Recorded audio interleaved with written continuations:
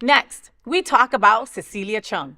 Women's History Month is a time to celebrate women's achievements, raise awareness about discrimination against women, and give extra attention to all of the amazing accomplishments of strong, determined women.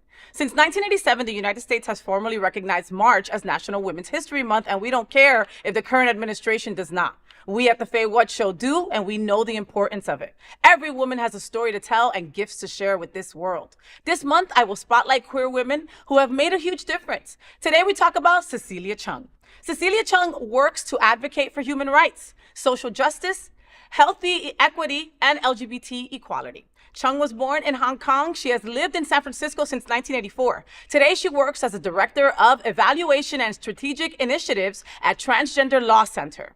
In 2008, she became the first transgender woman and the first person living openly with HIV to chair the San Francisco Human Rights Commission.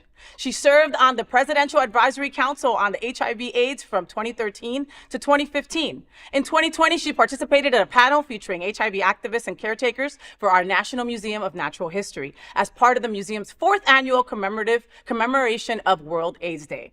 During the event, she spoke about how she founded Positively Trans, a national network of transgender people living with and thriving with HIV, especially people of color, focused on storytelling, policy advocacy, and leadership development.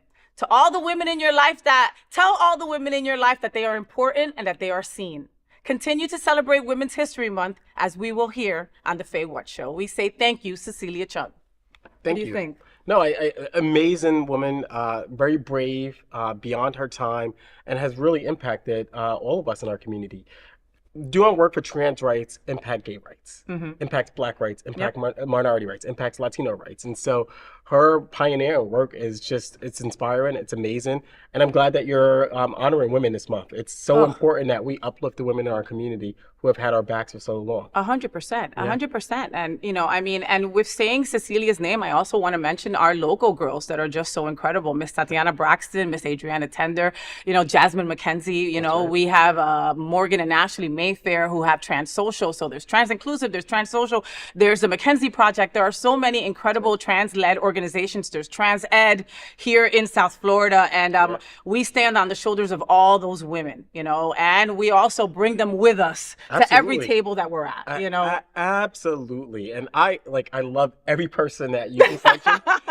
They are fabulous. They're doing such great work. And I love, over this last year, we've developed an even closer relationship with Pride Lines and those respective organizations. And the work that they're doing is just amazing. And we can't ask for better leaders in our community, better people to help guide us during these challenging times, and who are just standing together and putting any challenges aside to stand together to support our community.